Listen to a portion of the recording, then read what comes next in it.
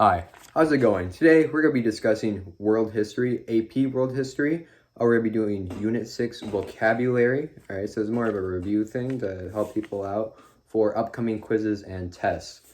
So first term is Indian Ocean Commercial Network. It's basically included all the countries connected to the Indian Ocean trade happening at the time and would be dominated by the Portuguese in Europe. Next vocab is the Trading Post Empire, which was created by the Portuguese. It occurred during the 1650s mainly and relied on strategic control over certain trade outposts. And it would let the Portuguese monopolize the trade, usually around Indian Ocean and the Cape of Africa, for a time. Then the next vocab term is Spanish Philippines. It's basically the brief campaign that would conquer what is now called the Philippines. It was conquered by the Spanish, and it is called the Philippines because the king at the time of Spain was King Philip.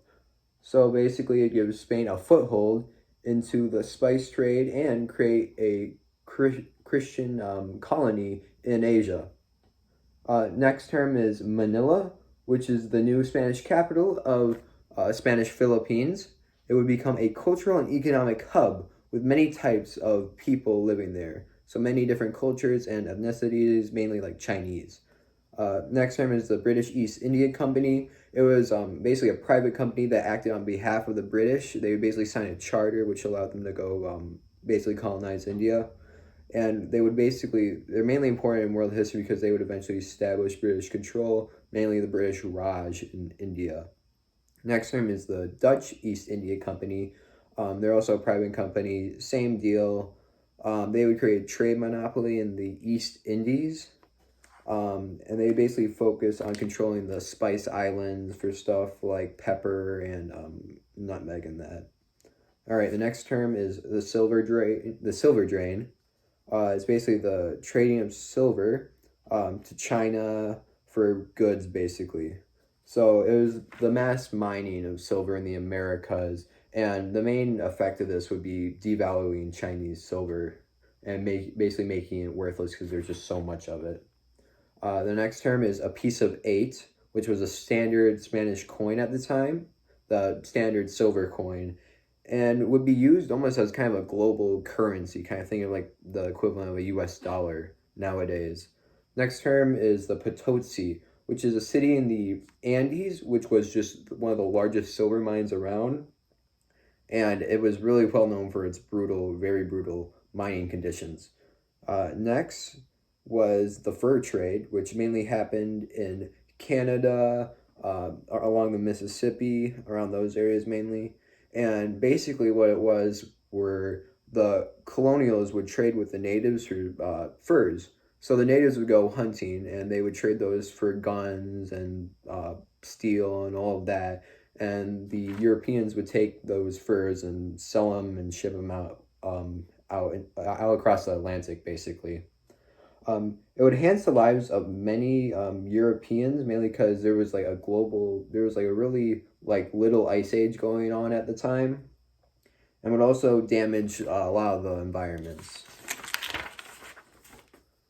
Next term is soft gold. It's basically the fur of animals, mainly from Siberia.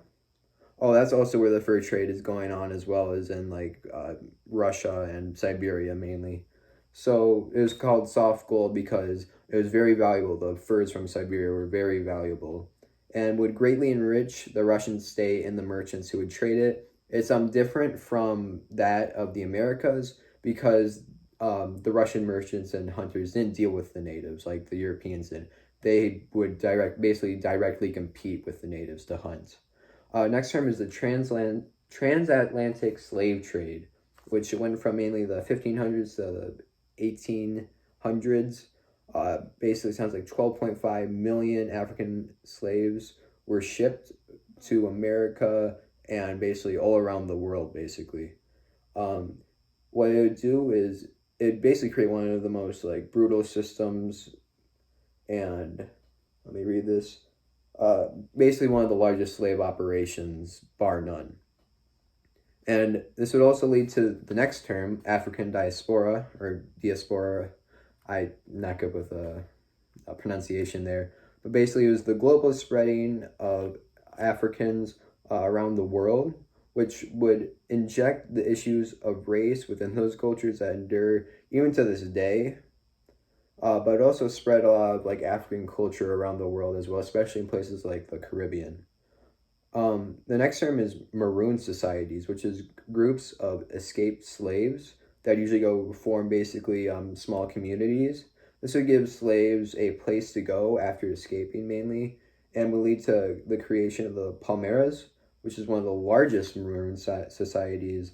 And basically, it's important because it just is a prime example of a maroon society and housed over like 10,000 people or something.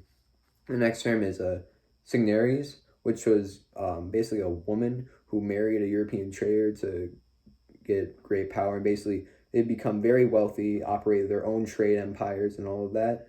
The next term is Benin, which was a kingdom in present-day Nigeria, which would limit slave trade. They tried to really crack hard on slave trade and just kind of focus on exports and just trading other stuff with the Europeans.